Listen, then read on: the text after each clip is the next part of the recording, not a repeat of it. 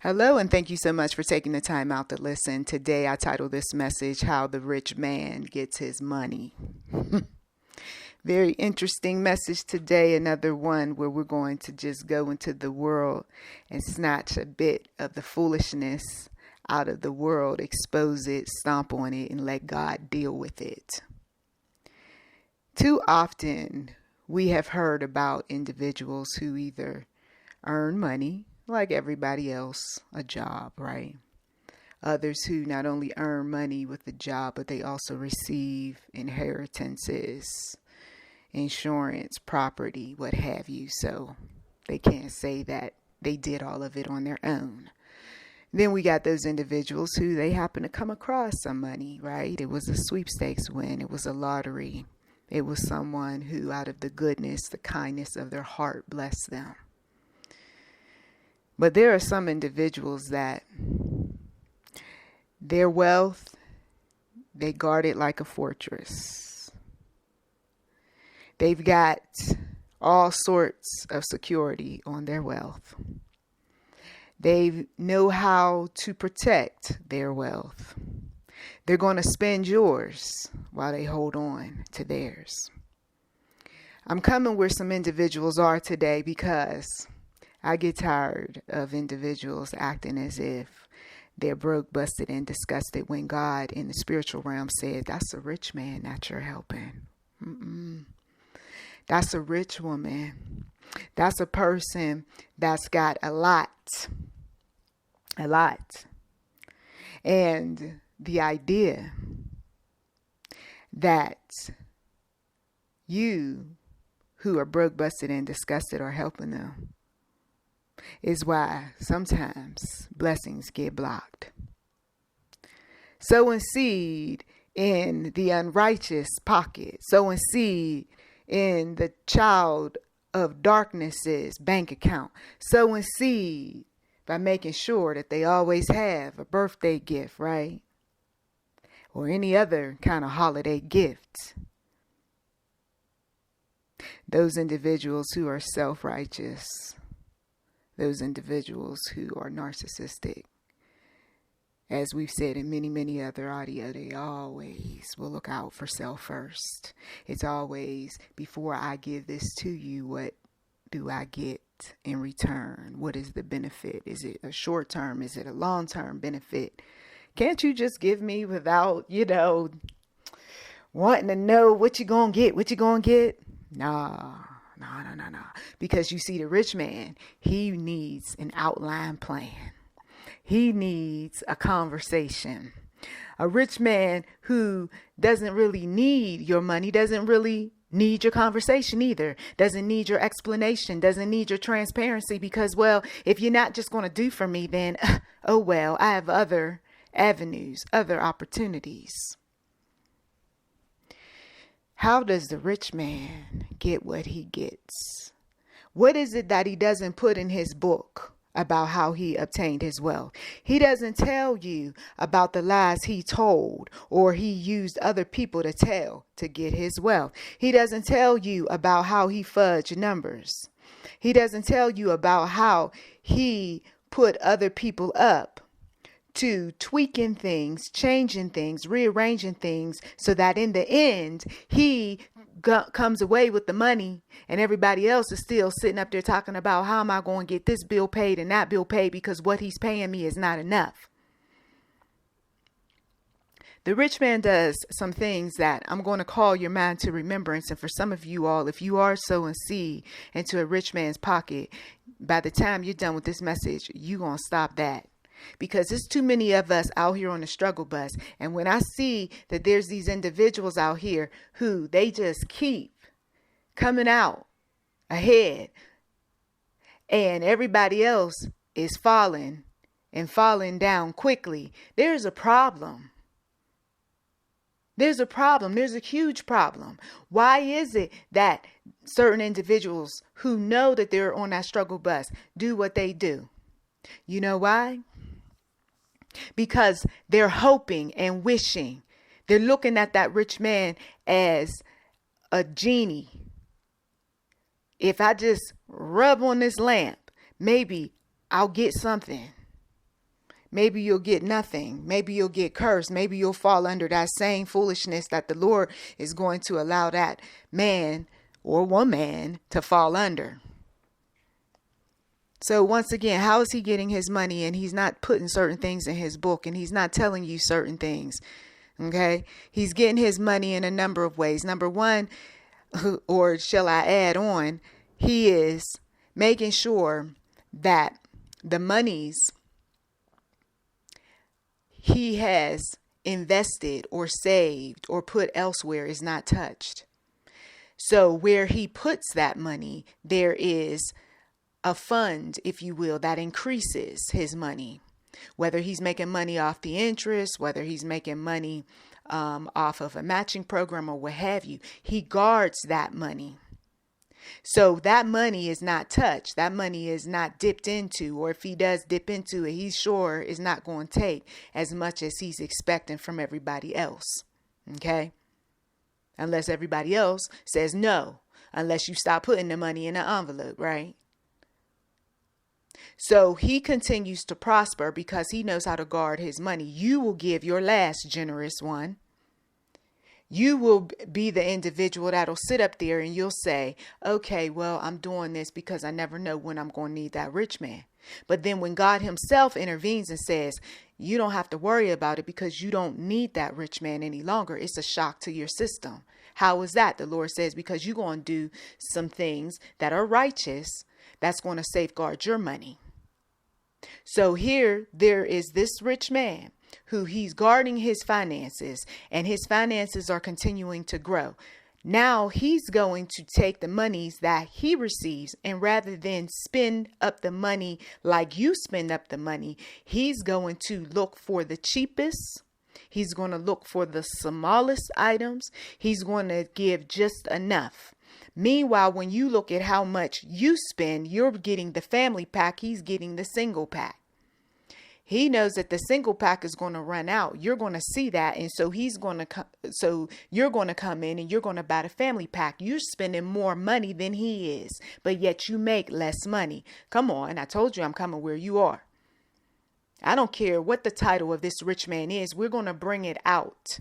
We're going to bring all of the truths out concerning how the rich stay rich and how the poor stay poor. And it's those little things that you forgot about, but yet you continue to do. And that rich man is not going to sit up there and complain.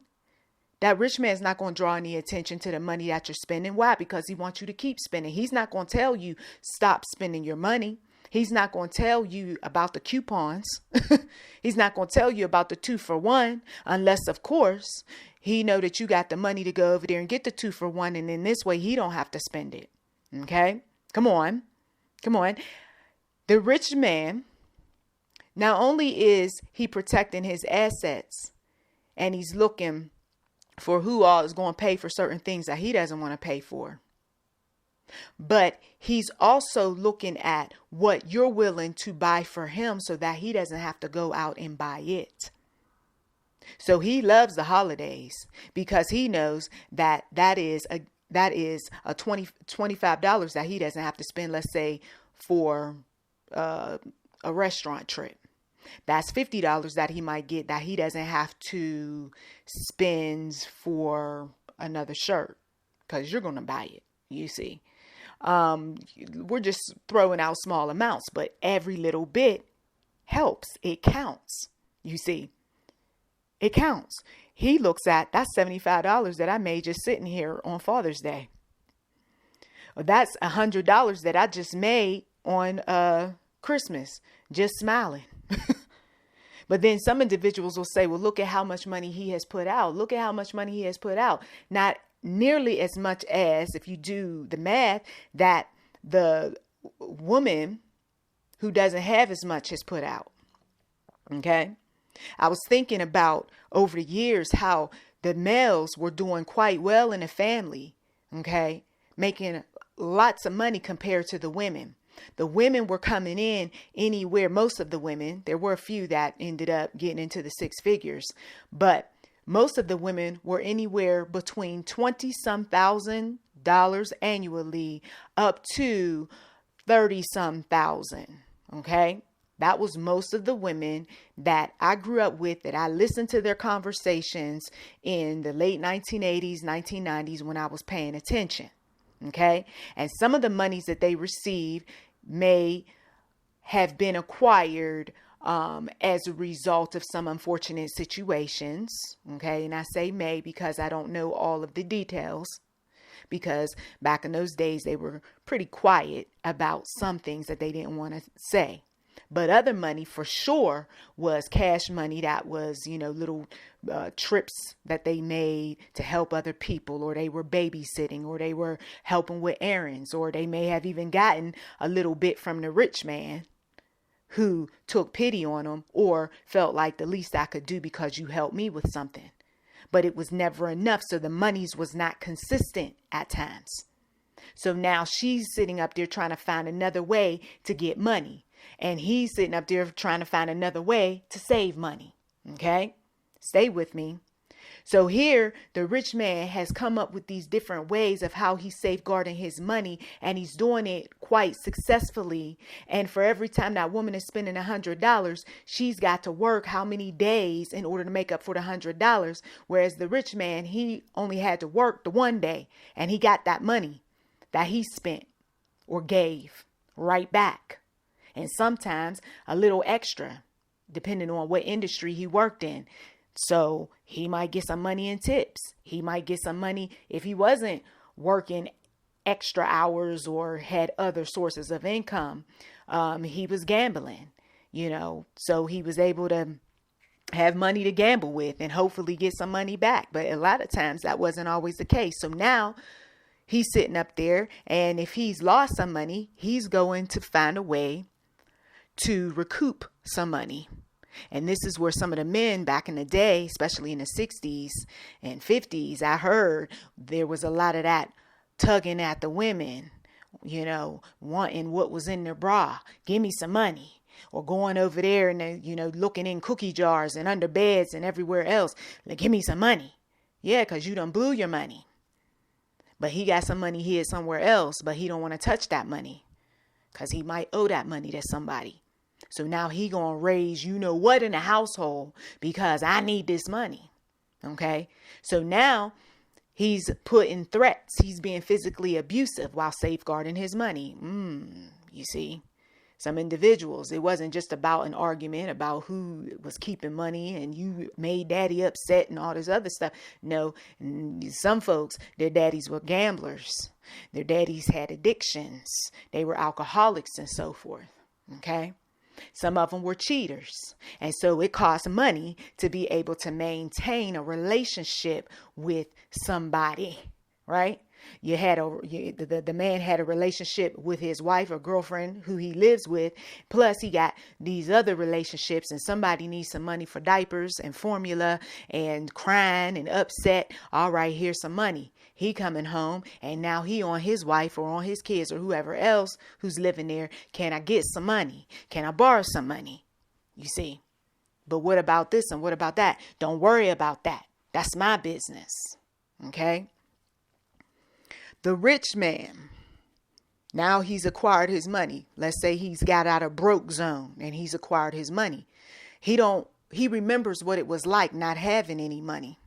He remembers what it was like when he was on that struggle bus. So he's going to do everything he can to stay away from the struggle bus. So who all is going to contribute to? Let's say there's something in the household that he could very well afford to pay for, but he's not going to do that because he wants to see who all going to contribute. He's going to sit back and he's going to watch to see if somebody is going to go ahead and take that expense.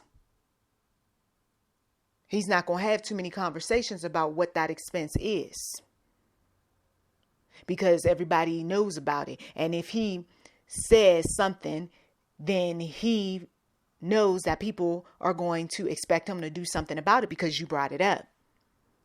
You see, the women, I should say, are more likely to say, this needs to be paid. This needs to be taken care of. And here's what he says. Well, why don't you go ahead on and take care of it then?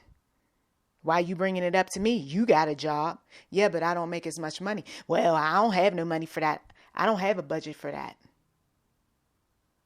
But this is an expense, a sudden expense. I'm sure you know about sudden expenses, right? Things that come up. So I need your help. Well, I'm sorry, I don't know what you're going to do, but maybe you need to get another job, or maybe you need to come up with another way to make some money, because I can't do that.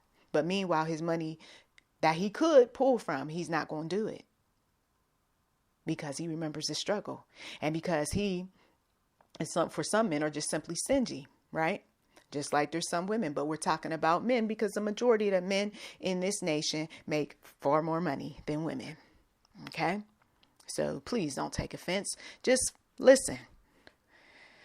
If you're a man, because 9 times out of 10, you probably saw your own daddy acting stingy, your own daddy telling the household, sorry, you all going without. Meanwhile, he's got a nice car. He's got some nice clothes. He makes sure that he can come up with some money to go places that he want to go. And meanwhile, there's things in the household that need to be fixed. There's things that need to be replaced. Uncles, male cousins, brothers, what have you. Continuing on. So while he's safeguarding, once again, his money, he has decided that he is going to digress from the situation at hand. And that is the fact that he got money somewhere, but he's going to maybe get argumentative or be violent. Now, once he has created this unsettling feeling in the atmosphere, and people are fearing him or worried or very much concerned about what is going on in the household concerning finances, his next move is that, okay, what am I going to do? Because he may very well have a personal struggle that he has yet to share with other folks. Okay? So in some situations that I observed as I was growing up, if the woman said that she had access to some monies, or she had access to saving some monies, he encouraged her to do that, even if it meant taking from folks who were poorer than their family. So back in those days, there was the selling of food stamps, for instance. And so the male says, listen, I don't have XYZ, or this issue has come up. She says, no worries. I'll see what I can do to at least save money on the groceries. So if she can qualify for food stamps, if she's unmarried, then that's what she does. And she can also get free food here, there, and everywhere else. Or she's going to take monies that she has and she's going to pay someone for some food stamps. Of course, the cash is less than the food stamp worth. Okay? Because sometimes that was what happened. Look, I only got $50 cash. Yeah, but there's $100 on this card. Yeah, I understand that, but... And so this is the thing that goes on with some individuals, because they're so desperate for cash, especially if they're on drugs. And some individuals took advantage of that. Okay? While protecting their monies. Come on. I know this is, once again, a hard truth. Another thing, that rich man is protecting his monies by making sure he gets the cheap furniture. He's getting the cheap clothes. He's making sure that he's getting all things cheap. Even though they're going to break down, even though they're not going to last as long, but just so long as he doesn't have to come out of pocket to pay for the quality items. So while she's out there trying to get something of quality, the man says, I've already got it. Now she goes, okay, well, I guess it's okay until it's not okay. The item has broken. The item was no good. Now she's back to trying to figure out, how am I going to get a quality item, because this man done bought this cheap thing. Okay? Stay with me. He's safeguarding his money once again by telling individuals that he doesn't have any money. This is an ever popular one, and some of you all heard this growing up. I need this, I need that, blah, blah, blah, blah, right? Oh, I don't have any money. And that's not true. God says a man has money somewhere. Even if it's not cash money that he can see, he has money locked up into items that he has bought, or he has bought others and you don't know about. He's got a credit line. He's got access to loans. He's got access to his savings account, his retirement. He may even have monies that he can borrow from certain family members and friends. He has access to money, you see. But if it's more convenient to ask you, if it's easier to ask you, then that's what he does.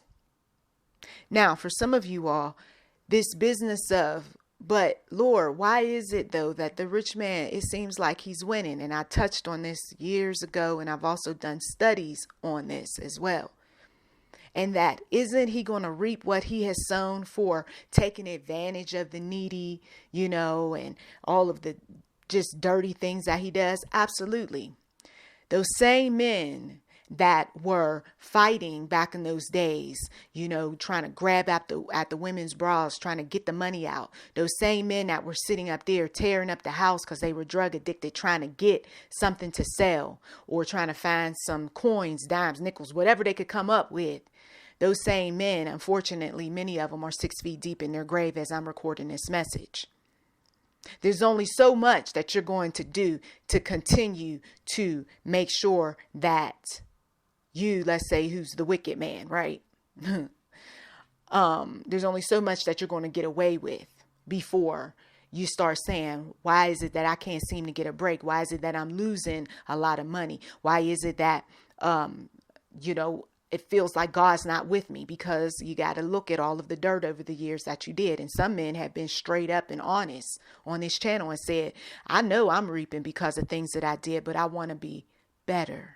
And so God, he has an ear for those men who want to do better, who want to live righteously, who want to not manipulate, to not come up with ways or strategies or be critical of those who don't have as much as them. Because the same God who gives is also the same God who takes away. And that's the part that the rich men forget about.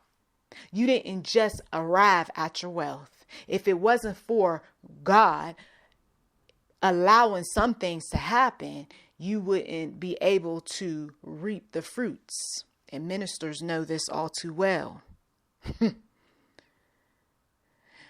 Now, while he's continuing to look for ways to safeguard his money, he's also recruited other people to do the same, such as in the case of sending the wife out to figure out something, okay? Or she just sends her own self out into the community to figure out something because I don't want to lose possibly my house, my, car, or whatever else that she's acquired, right?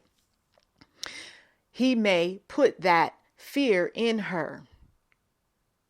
He may do these sorts of things so that she will bring more wealth so that, once again, he doesn't have to dig in his stash. Okay. This is, once again, it's disheartening to know the lengths at which some individuals will go. I remember one individual put his girlfriend up to lying on some documents and lying about a situation so that they would not have to spend a lot of money because of the situation. Okay. And so it ended up being a media spectacle and everything else. And one person ended up not having to go to jail. The other person ended up going to jail because of it. And that was the man who was trying to save money, save face, not have to deal with certain issues. Okay. So some of these rich men can be so guarded about all of their assets and have people do some things that it backfires. Okay. It backfires. That's why you say, no, I'm not going to get caught up in that. I'm not going to sign my name to this. I'm not going to be drugged through the mud. I've come too far. I've worked too hard. And some of you all, you knew back in the day you did some things, but then you have turned your life around. You're building up your name, your credit, what have you. But yet that person is still in your life who caused you much grief back in the day. Why in the world would you put yourself on the line again? Because that one who's accustomed to being rich by any means necessary wants you to do some things. No. Just say no. Because no has kept some people out of jail. No has kept some people out of the grave prematurely. No has done a lot of good things for some individuals. Packing up and moving has done a lot of great things for some individuals. A rich man who is accustomed, let's talk about him, who is accustomed to having much wealth, but now he sees the future, and the future is not bright, and he's not going to have the type of monies that he has always had, and he knows it, he sees it. What is going to be that mentality? I will tell you that I observed an individual. Matter of fact, it wasn't just an individual, it was many individuals who had money woes, and they were male. They were accustomed to a certain lifestyle, okay? And then the threat showed up that, sorry, this money's not coming in any longer. So if you wasn't smart and you didn't save and you didn't invest and you didn't buy, let's say, artwork and other collectibles that you could later on sell, then you were, you know what, creek. And they didn't take too well to that, okay? So now everybody's got to figure out how bills are going to get paid. And some individuals were put up to doing some real foul, real disrespectful, nasty types of stuff in order to get that man that money, because he didn't want to feel the discomfort of not having that money any longer. Okay?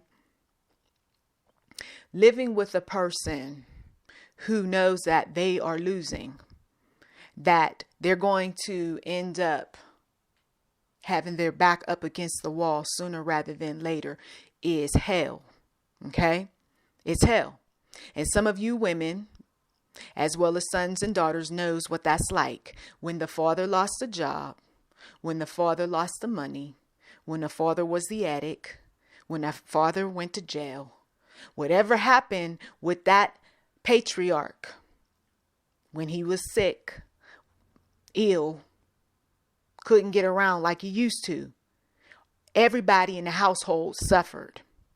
Everybody in the household had to figure out how food was going to be rationed, had to figure out how they were going to get new clothes, if they could get new clothes, because oftentimes children were bought used clothes, used shoes, in situations where it was really dire.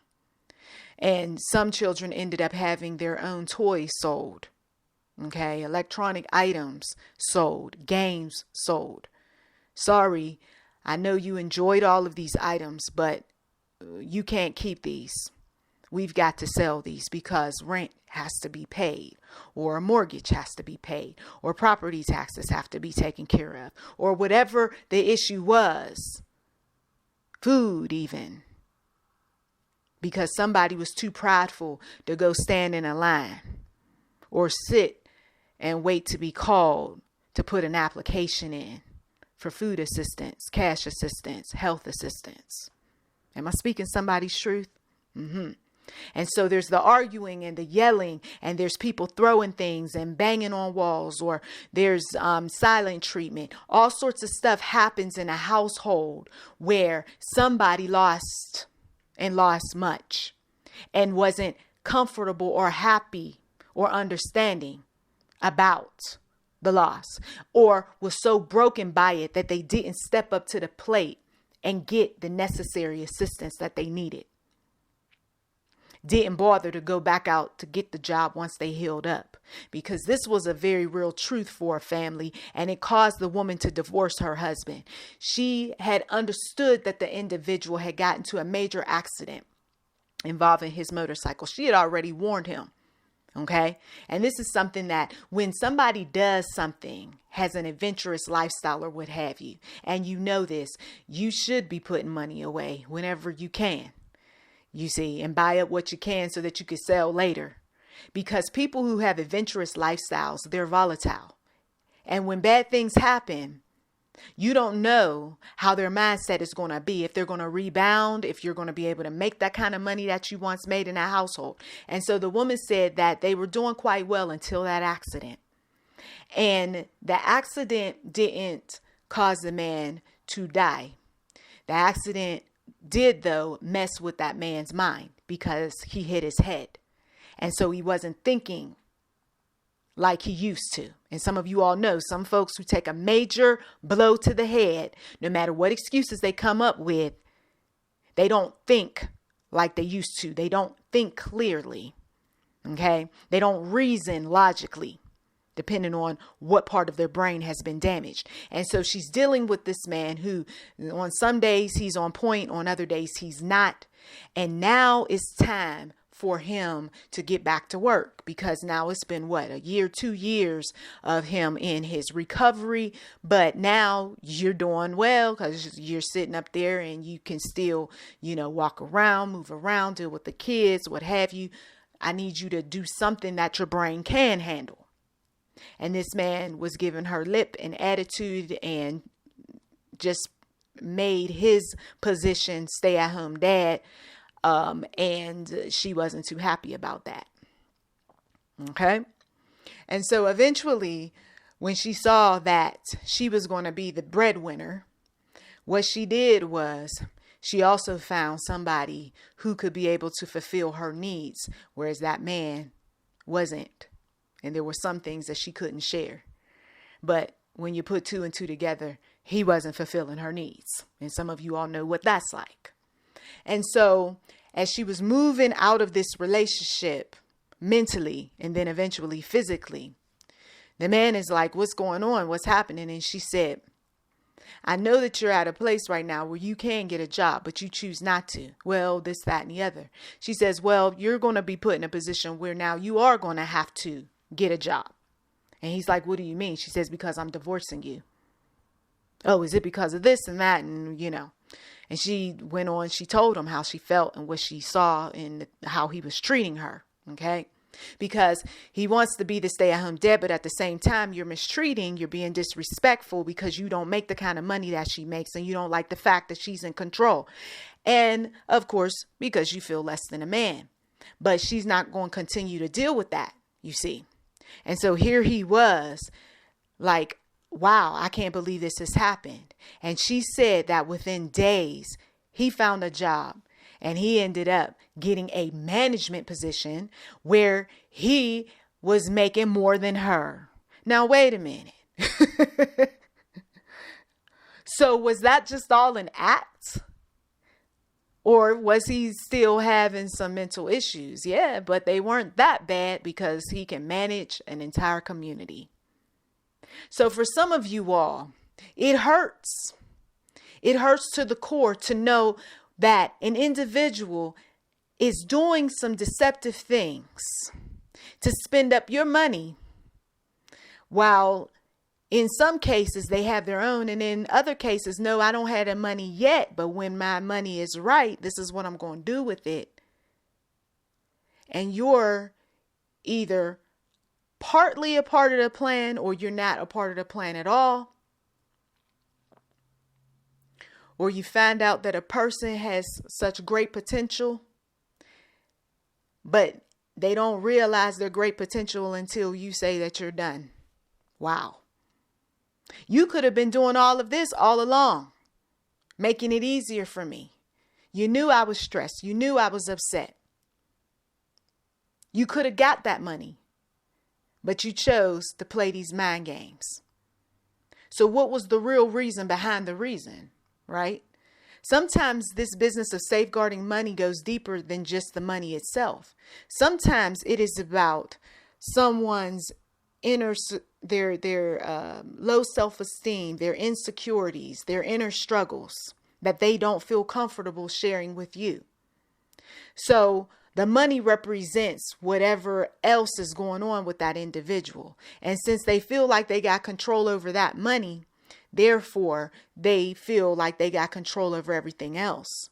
But when God alerts you, he opens your eyes to some things. You realize that you don't have to be a part of whatever that is that's going on with that individual. You don't have to be the person that, in her case, she got tired of being mistreated. So she did what she needed to do. And it was to maintain her sanity and to get needs met elsewhere. And that came in the form of a certificate of divorce. For some individuals, it's a separation. It doesn't mean that you need a divorce, but you need a separation. Some individuals won't appreciate you until you're gone, until you said, I've had enough. I'm tired of being that one that's selling my soul to the devil to save you money, to make you money, to maintain a property that maybe you didn't even have anything to do with in terms of purchasing. Okay? Or a debt that has nothing to do with you. There's no type of benefit that's coming out of it, but yet you want me to do what? You can't even speak to me right. And now you want me to sacrifice my name. You see, the rich man, the Lord continues to show us, is not the type of individual that is going to be able to make it to his kingdom as much as that rich minister or the rich, deaconess, or, let's say the rich investor or the rich celebrity. No more than what they think that they can. Well, I did this and I did that and all of my philanthropy work and blah, blah, blah. Because you see, we remember the scriptures warn us about these sorts of things, right? The love of money is the root of all evil. The rich man, he loves the money more than he'll love a human being. The rich man loves how he makes himself feel more than he would ever love how he makes others feel. The rich man puts himself up there on a pedestal and God comes along and he knocks him down. I told some people time and time again about your health will be impacted. Your wealth will be impacted because when God wanted you to walk to the church, or when he wanted you to read the word, or when he wanted you to take some time out and just really go deep, look at yourself deeply like he sees you and confess your sin and repent, they didn't do it.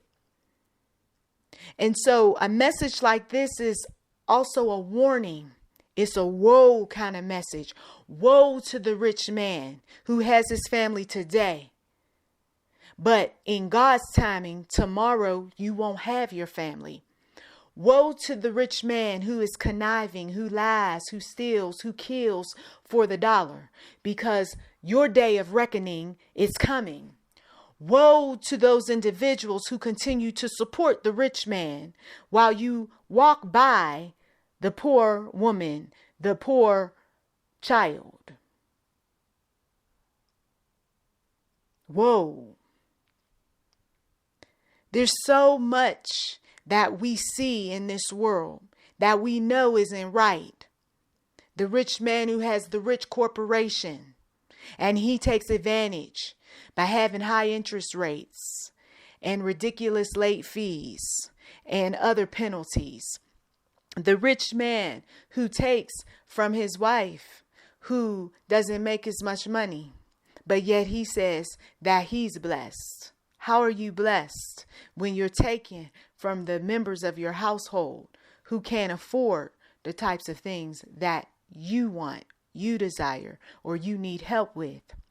The rich man who could be taking care of his children by another woman, but yet he doesn't, because it costs too much. But you should have known the cost when you laid down with her. And so now government has to get involved to take from his paycheck to pay for children that he brought into this world that he thought nobody was going to find out about. The rich man who he acquired his wealth from a generation of monies handed down, but yet he doesn't give to the new generation. The rich man who uses his monies and other assets as punishment by withholding. Meanwhile, God is saying, you don't know what I know concerning your daughter or your son. You don't know. And your seed could be able to help. And yet he doesn't.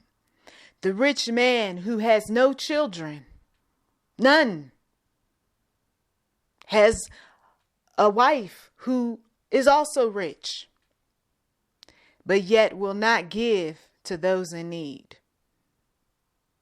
And we're not talking about organizations that are already rich. We're talking about just the people in his own family. There are so many people in this world that are wealthy. We can't even count the numbers because it's just that much wealth with some of these individuals. And all they're concerned about is saving their $20 or their $50 or $100+. And meanwhile, they got thousands and thousands and thousands upon thousands of dollars. And they will start arguments. And they will cuss and fuss, as we know, and be physically violent. They will send other people out to do their bidding. They will lie and say they don't have. They will even bury money. They will put money up, hide it, do all sorts of things with it so that they can paint this picture that they're broke. And so that those who aren't very discerning will go, oh, okay, all right. For a long time, I had given to all sorts of ministries. And I did it because it's just the right thing to do, right? And I continue to as the Lord leads me. But what hurts is when you want very much for the Lord to bless you. And then he tells you that you're sowing seed on good ground. But there are members that I don't want you to help any longer because they've lied to you. That hurts. That hurts. I don't want you buying any more gifts because they have no intention of giving to you. I don't want you going over to certain people's homes because they are going to brag about all of what they got to stir up feelings of jealousy within you. And for some of you all, this is another one of those eye-opening messages to take a look at your bank account and where that money is going. To take a look at those people that are already rich, and when they tell you they don't need, especially when they're angry, I don't need anything from you. You remember it and don't give. Don't give to them because remember, they said, I don't need anything from you. Okay. This, of course, was a message that I did talk about the rich man, but there is also the rich woman. And as much as we want to believe that some women are on that struggle bus, there are a lot of women that are not. I found that there were those that were busted years ago who were dirtying up their faces, right? And looking all just messy looking. And they were standing out there on different street corners back when I was living in Ohio. And then there were cameras, though, that they didn't know that were on journalists that were filming them as they walked to their very nice automobiles. The same thing with some of the men as well. There were also the women who lived in very nice homes and found out that they were getting all sorts of government assistance. But you're a homeowner. I've never had that experience. And yet you are doing what you're doing. And you're making what you're making. But you don't know, and blah, blah, blah, blah. And I'm telling you, God, He does some things. There are things in this life that we all want. And if God wants us to have them, He'll make a way for us, but we don't have to be deceptive about it. We don't have to be sneaky. At the time of this message, I've got my little list of, Lord, if it is your will for me to have certain things. But if it's not His will, I sure as heck don't want to sit up there and do all sorts of conniving things to get. I don't have that many days on this planet. And I sure don't want to spend my days doing messed up things. God knows my days. I don't know my days, but God does. And in His eyes, we aren't on this planet for a long time, you and me. And so we've got to not be like the rich man who is doing everything he can to safeguard things that's not going in the grave with him. We can't be like the rich man who loves money more than he loves anybody or anything else. We can't be like the rich man being a deceitful worker, a child of darkness, willing to kill, steal, and destroy to get what he wants. If we're going to be children of God, we've got to hold ourselves accountable. We've got to make sure that we're doing things that God would be pleased about. And so I take this moment to pray for every single individual who has been listening to this audio message, who has been triggered in thought concerning a rich man or even a rich woman in their life, and that they will reallocate funds to those who are sincerely in need, even if they don't particularly like those individuals. But it is better to give to those who are poor than those who are rich. I pray in Jesus' mighty name, Lord, that your angels will order this person's steps to where they need to go, because maybe they're not rich. Maybe they have prayed many prayers concerning you, Lord, meeting their needs. So order their steps. Give them a sign, a vision, a wonder, something that will lead them to wealth.